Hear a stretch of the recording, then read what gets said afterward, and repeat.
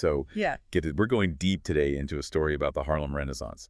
Yeah. But with a twist, I bet you've never heard of this guy. Yeah, most people haven't. It's Casper Holstein. And what makes Holstein so interesting is he's not the typical artist or writer we associate with that period. Right. His story goes way deeper, gets into the underbelly of Harlem. And the crazy part, we're starting with just his Wikipedia page. Who knew Wikipedia could be so, dramatic? You'd be surprised how much is hidden in plain sight, just waiting for someone to dig a little. Okay, so let's set the stage. It's 1877, the island of St. Croix. Which back then, get this, was part of the Danish West Indies. Whoa, okay. Already a mix of cultures right from the start. Yeah, and this guy, Casper Holstein, is born into this world. Talk about complexity. And it's a time of huge change, too. The whole world's changing. Think about it. The Industrial Revolution, people moving everywhere. For a young black man born in St. Croix, that had to be, well, a lot to deal with. And then 7 years later, boom, he moves to New York City with his mom. That's a huge jump from a Caribbean island to the biggest city in America. New York in the late 1800s, talk about a melting pot. So much opportunity, but also a lot of poverty, too. And it's here that Casper starts to make his mark. But here's the thing. His early jobs are kind of surprising. What do you mean? Well, he worked as a janitor, a doorman, even a messenger. Wait, hold on. The guy who becomes a major player in Harlem, he starts as a doorman. Yep, that's what I'm saying. Okay, now I got to know how that happens. How do you go from opening doors to, running a criminal empire? That's the big question, isn't it? It is. And it says a lot about who Holstein was, the chances he had, but also the limits he faced. Because let's be real, being black in America back then, that wasn't easy. Not at all. So walk me through it. How does he become, what was it, the Bolita King? What even is that? Okay, so imagine the lottery, but instead of the state running it, it's gangsters. Oh, okay. So this is serious stuff. That was the Bolita, basically an illegal numbers racket, and Casper. He became the king of it. I guess I could see how being a doorman, you might overhear things, see how money moves, maybe even make some connections. Yeah, you're not wrong. But still, we're talking about a huge jump. He wasn't just playing the game. He was running the whole thing. Exactly. And not only that, he was making serious bank, like millions of dollars in the 20s and 30s. Wait, millions? Back then? Yeah, we're talking the equivalent of a tech billionaire today. Oh, that kind of money, especially for a black man back then. That's not just about living large. That's about power. You got it. That kind of wealth gives you influence, a voice in a system that was designed to silence people like him. Man, this is getting good. So we've got our numbers, kingpin, tons of cash, power in Harlem. But like any good story, there's got to be some conflict, right? Right. Every king has his rivals. I'm guessing Holstein's no different. You guessed it. We're talking organized crime, and there were some big names trying to muscle in. Oh, just guys like Dixie Davis, Dutch Schultz. These weren't small-time players. So what happens? Was there a big gang war? Well, things definitely got tense. A power struggle was brewing. But here's the thing about Holstein. What's that? Instead of going to war, he starts to back off, sees the violence getting out of hand, and steps away from it. That's not exactly what you picture when you think gangster, huh? Nope, not at all. Makes you wonder what was going through his head. Yeah, was he scared? Or was there something else going on? That's the beauty of this deep dive. We get to explore those questions and see if we can figure out the real Casper Holstein. Okay, I'm hooked. So we've got our kingpin pulling back from the criminal world. But there's got to be more to the story, right? What's the twist? Oh, there's definitely a twist coming. Remember all that money Holstein made? He didn't just keep it for himself. Where's he spending it? Get ready for this. He becomes a major supporter of, drum roll please, the Harlem Renaissance. You're kidding, right? The numbers racket guy is funding artists. That's right, and not just a little bit of money here and there. Okay, now this is getting good. Tell me more. We're talking big contributions, the kind that really shaped the Harlem Renaissance. He was funding dorms at black colleges, supporting artists, writers, even saving important institutions like the UNIA Hall from foreclosure. Wow, so on one hand, illegal gambling. On the other, making sure black students have a place to live, artists have support. That's a pretty wild contradiction. It definitely makes you rethink the idea of who a gangster is, right? Yeah, for sure. It's like, who is this guy really? That's what we're going to find out. I'm in. Let's keep digging. So we've got this fascinating guy, this numbers kingpin, but also a big supporter of the Harlem Renaissance, like two sides of the same coin. And I'm really curious about the whole philanthropy thing. Like, how did he actually use his money to make a difference in Harlem?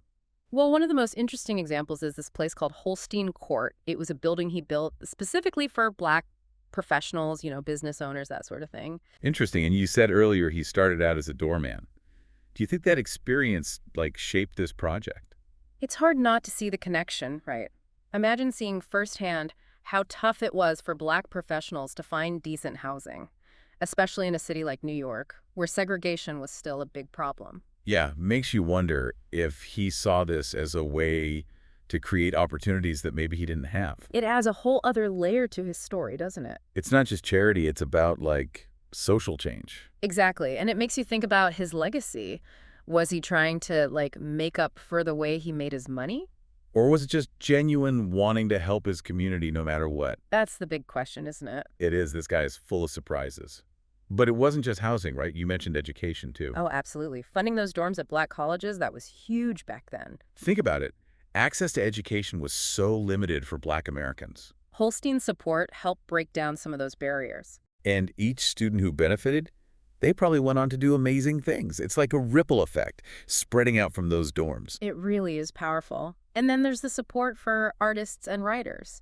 We don't know the specific names, but it makes you wonder who he helped, what kind of art did he like? I can picture him, at a jazz club, surrounded by all these artists talking about art and politics. It's a cool image, right? Yeah, and it reminds you that history is not just facts and figures. It's real people living their lives, changing the world. Exactly. Okay, but we got to be honest here. We can't just ignore the illegal gambling.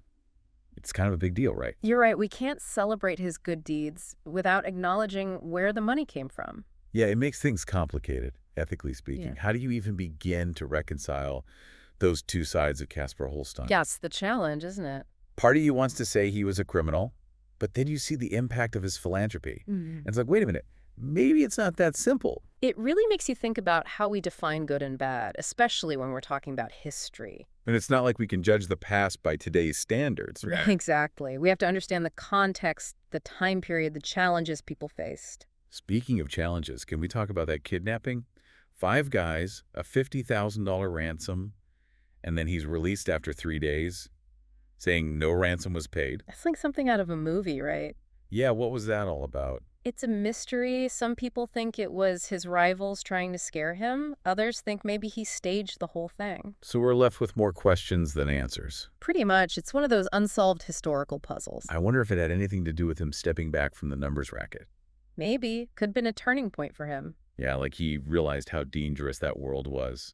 Or maybe it pushed him even more towards philanthropy, wanting to leave a positive mark. It's like we're trying to get inside his head, understand what made him tick. That's what makes history so intriguing, isn't it? Okay, so we've got the rise to power, the philanthropy, the rivals, the kidnapping. But there's one thing that still bugs me. If Holstein was so important in Harlem, so loved by the community, why don't more people know about him today? Yeah, why isn't he mentioned alongside the big names of the Harlem Renaissance? It's a good question. Historians have been debating this for a while, but one theory is that his criminal activities overshadowed everything else. It's like people can't see past the bad stuff, even though he did so much good. It's easier to celebrate the pure artists, the ones who fit our image of the Harlem Renaissance. But by ignoring people like Holstein, aren't we missing a big part of the story? Absolutely. We're denying the complexity, the contradictions that make history so interesting. It's like trying to sanitize the past, make it fit our ideas of right and wrong.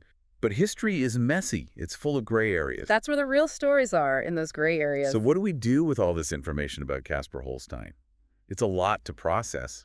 The first step is to just acknowledge the complexity. Right. Yeah, don't try to put him in a box. He was both a product of his time and someone who challenged the system. And we need to keep digging. Explore the primary sources. Listen to the voices that haven't been heard. Like the artists he supported, the people whose lives he changed. There's so much more to learn. For our listeners who want to learn more, we've got some resources for you. Temples for Tomorrow. Looking back at the Harlem Renaissance is a great place to start. And if you want to dive deeper into the numbers racket, check out Black Gangs of Harlem, 1920-1939. And don't forget about primary sources, like newspaper articles from that time or first-hand accounts. The key is to stay curious, keep asking questions, and never stop exploring the past. That's how we make those connections with history and with each other. So while you're thinking about all that, we thought we'd share some perspectives from our listeners. We asked them what they thought about Casper Holstein, and their responses were really interesting. Let's hear what they have to say. Welcome back. It's part 3 of our deep dive. And I don't know about you, but I'm still trying to wrap my head around Casper Holstein. This guy was a numbers kingpin, but also like a champion of the Harlem Renaissance. It's a lot. It is. He's definitely one of those figures who keeps you thinking. Yeah, we've been talking about his philanthropy, his rivals, that whole kidnapping thing, and why he's not more well-known today. Yeah. And speaking of which, we asked our listeners to weigh in, share their thoughts about Holstein. Yeah, and we got some really interesting responses. What were some of the things people were saying? Well, one thing that came up a lot was the connection between his illegal activities and, all the good he did. Like, did his gambling profits actually fund his philanthropy? Right. Was he basically laundering money through good deeds? It's a tough question, ethically speaking. Yeah, and I've been wondering that myself. It's tempting to just connect the dots, but I don't know. It might not be that simple. You're right. It rarely is with history. We have to remember, Holstein had other businesses too. Nightclubs, investments. It wasn't all just the Bolita. So his wealth came from different places, not just the illegal stuff. Exactly. And also, think about the context of the time, the Prohibition era. People's attitudes towards certain illegal activities were a bit more, shall we say, flexible.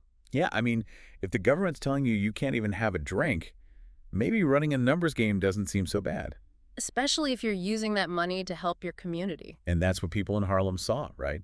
They knew where his money came from, but they still considered him a hero. They did. It's like they viewed him as this Robin Hood figure, taking from a corrupt system and giving back to the people. It's a complicated moral equation for sure. It is, but it also highlights the complexities of that time period. So people were asking about the money, but what about his contemporaries?